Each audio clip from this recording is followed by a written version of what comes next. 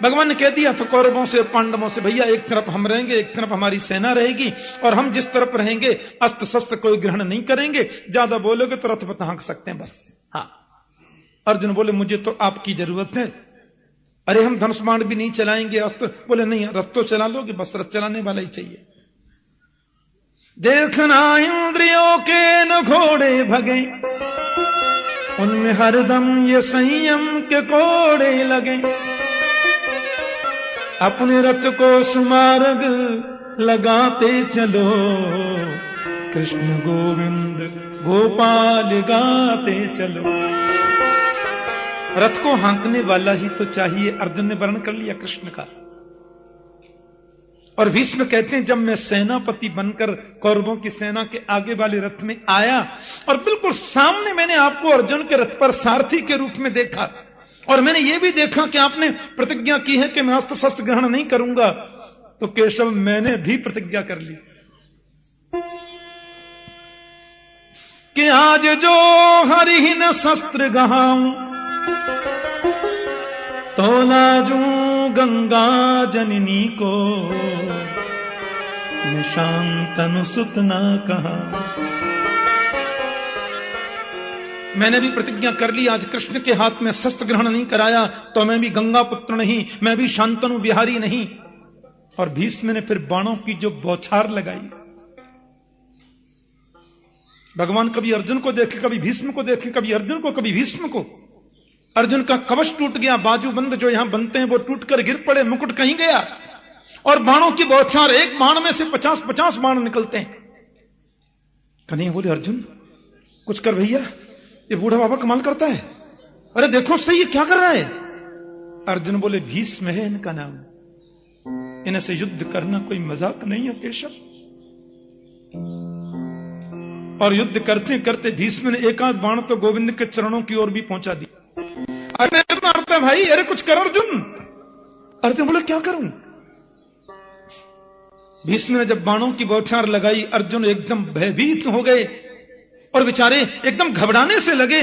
मेरे गोविंद सारी प्रतिज्ञा भूल गए, सारथी का पद त्याग दिया, तुरंत रथ से नीचे कूद पड़े। सामने पड़ा था रथ का टूटा हुआ चक्का, उसी को गोविंद ने उठाया और जैसे भीष्म को मारने के लिए दौड़े, भीष्म ने अपने धनुष बाण फेंके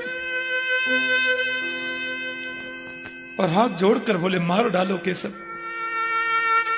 टुकड़े टुकड़े कर डालो मेरे, अब बिल्कुल परवाह नहीं है, लेकिन मेरी प्रतिज्ञा पूर्ण करने को तुमने अपनी प्रतिज्ञा तोड़ दी, यही तो मैं चाहता था। और आज वो हो गई। आज भीष्म रोते हुए गोविंद से बोले कि स्वनिगम अपहाय मत प्रतिज्ञा, मृतम अधिकर तुम अप्लुतो रथस्थ,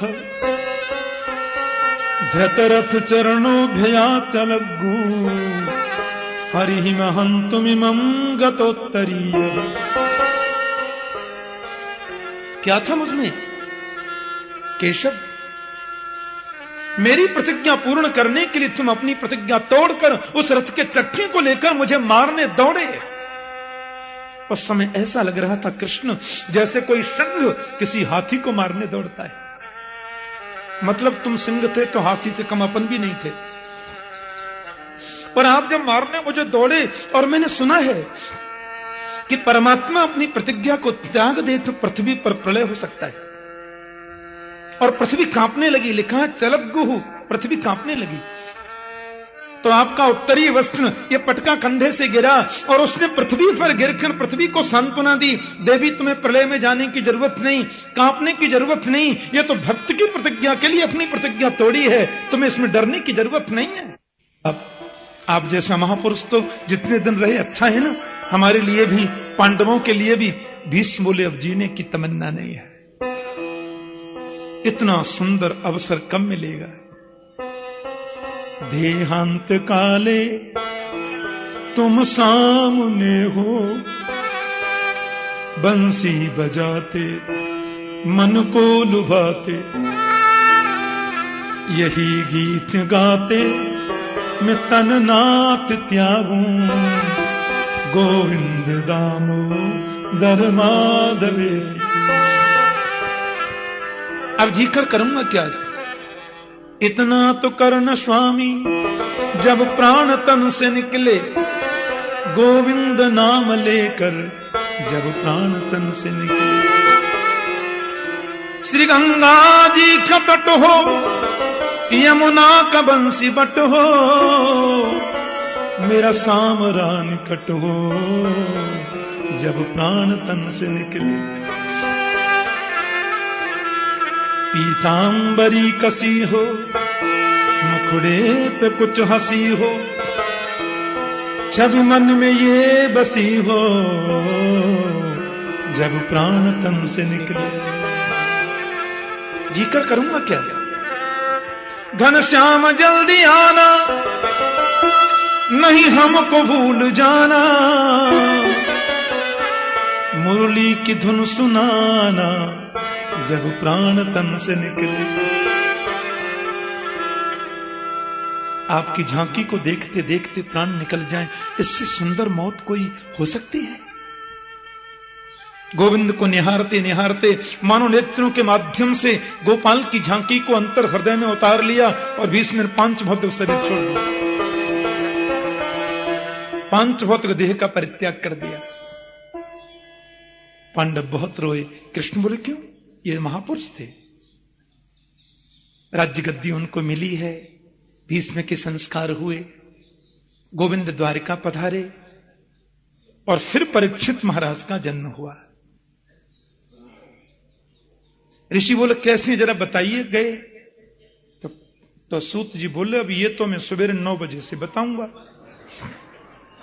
बोलिए श्री बाल कृष्ण लाल की जय, श्रीमद् भागवत महापुराण की जय, श्री श्री कात्यायनी माता की जय, श्री सद्गुरुदेव महाराज की जय, राजा रामचंद्र भगवान की जय। जय जय श्री राधे द्वारिकाधीश की जय।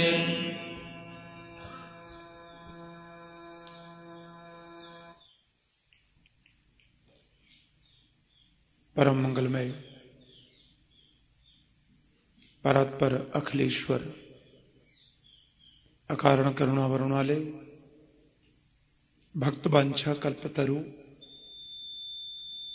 तड़िद्युति विनिंदक पीताम्बरधारी श्री बालकृष्ण लाल की वांगमयी प्रतिमूर्ति श्रीमद् भागवत महापुराण।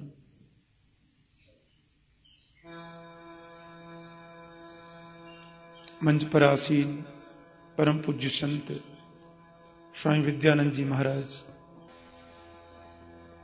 भक्त वृंद, भगवत चरणानुरागी स्नेही जन, माता और बहनें, गोविंद की कृपा से, माता की पवित्र आज्ञा से, पूज्य महाराज श्री की अध्यक्षता में, उनकी सन्निधि में भागवत कथा ज्ञान यज्ञ सप्ताह का आज द्वितीय दिवस प्रारंभ करते हैं। महात्म्य सहित तृतीय दिवस बड़ी श्रद्धा और बड़े प्रेम से हम लोग भागवत कथामृत का पान कर रहे हैं और आह्लादित होकर के महर्षि सूत जी महाराज शौनकादि ऋषियों को लक्ष्य करके सुना रहे हैं। ऐसा स्वंद और सुरम्य वातावरण है, हजारों संत बैठे हैं शौनकादि ऋषियों के रूप में। व्यासमंचासीन है आदरणीय सूत जी और महात्मा परीक्षित के जन्म के बारे में जो प्रश्न किया था उसका वे उत्तर दे रहे हैं। कहते हैं ऋषियों, महात्मा भीष्म ने गोविंद के चरणों की प्रीति को जागृत किया और उनको निहारते निहारते पांच भौतिक देह का परित्याग कर दिया। माता कुंती के चरणों में वंदन करके कह दिया प्रभु ने, बुआ अब हम जाने की अनुमति चाहते हैं। पांडवों ने कहा जाने का नाम लेते हो तो लगता प्राण निकल के जा रहे हैं क्या, लेकिन हमारी वजह से द्वारिका वासियों को दर्शन लाभ से बहुत समय तक वंचित रहना पड़े, ये तो हम नहीं चाहते। अतः श्री द्वारिकाधीश को द्वारिका विदा करने की तैयारियां, विदाई समारोह हो रहा है। पांडवों को राज्याभिषिक्त करके भीष्म को मोक्ष प्रदान कर गोविंद जा रहे हैं। कुरुकुल की नारियां कैसे प्रभु का सत्कार करते हुए उनको विदा कर रही हैं, और लेकिन गोविंद सबको देख रहे हैं। सुभद्रा द्रौपदी कुंती विराट तनया तथा गांधारी धृतराष्ट्रश्च युत्सुर्गौतमो यमौ। भगवान को विदा करने में जो सबसे आगे लोग हैं उनका नाम बता रहे हैं। सुभद्रा, द्रौपदी, कुंती, विराट तनया तथा गांधारी धृतराष्ट्रश्च युत्सुर गौतमो यमौ। सबने प्रभु को विदा किया। कुरुकुल की नारियां महल की अटारियों पर खड़ी हैं कि प्रासाद शिखरारूढ़ा कुरुनार्जो दिदीक्षया बब्रसु कुसुमयी कृष्ण प्रेम व्रीडास्मिते क्षण। महल की अटारियों पर खड़ी होकर के ऋषियों बब्रसु कुसुमयी कृष्ण गोविंद के ऊपर कुसुम वृष्टि करती हैं, सुमन वृष्टि कर रही हैं। प्रेम व्रीडास्मित एक क्षण। उनको लग रहा है कि गोविंद हमें छोड़ करके जा रहे हैं। भगवान ने माता कुंती को प्रणाम किया, युधिष्ठिर जी को नमन किया, भीमसेन को भी प्रणाम किया, अर्जुन को गले लगाया और नकुल सहदेव को आशीर्वचन कहा। युधिष्ठिर बोले अर्जुन से साथ में जाओ गोपाल के, अभी गोपाल ही तो हैं ये, बीच में कोई संकट ना आ जाए, बड़े भीलों की नगरी भी पड़ती है। अर्जुन को आश्चर्य तो हुआ, लेकिन अब आदेश है तो छोड़ने तो जाना ही है। प्यार से बोलो जय श्री कृष्ण।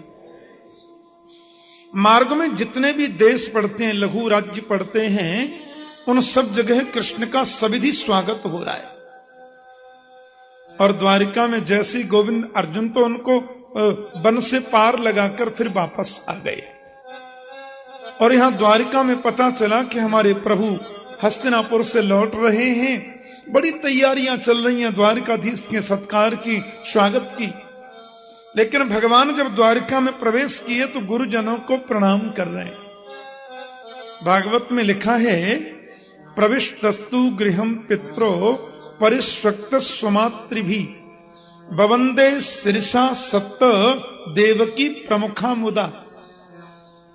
कन्हैया ने द्वारिका में जब प्रवेश किया तो अपनी सातों माताओं को प्रणाम किया।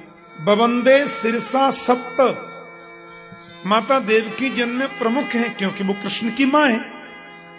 ऐसे अपनी सातों माताओं के चरणों में गोविंद ने प्रणाम किया। सात मैया हैं कृष्ण की। हाँ,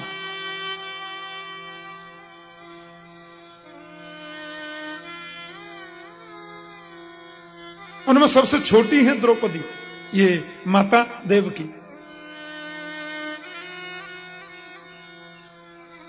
रोहिणी दूसरे नंबर पर आती है।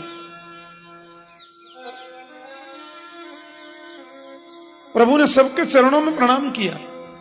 माताओं ने गोविंद को उठाकर गले से लगाया।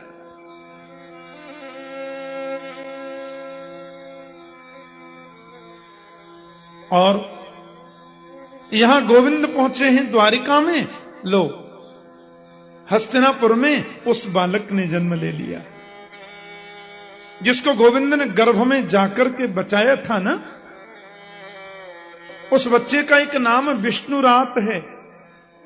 विष्णुरात का मतलब होता है विष्णुना रातः दत्तः विष्णुरात। भगवान के द्वारा जिसको दिया गया, प्रभु ने जिसकी रक्षा की, उसको विष्णुरात कहते हैं। अब तो माता कुंती की यहां तो बड़े नगाड़े बज रहे हैं, आज बड़ी खुशियां मनाई जा रही हैं, दुंदुभियां बज रही हैं, मिठाइयां बट रही हैं, बधाई गाई जा रही हैं, बधाई बजाई जा रही हैं, बधाई बांटी जा रही हैं।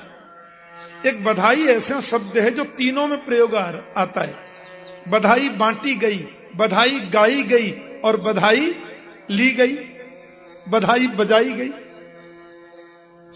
लेकिन इस बालक ने जन्म लिया सज्जनों, और जन्म लेती पालती लगाकर भीड़ में ऐसे बैठ गया। बताओ ऐसा कभी होता है?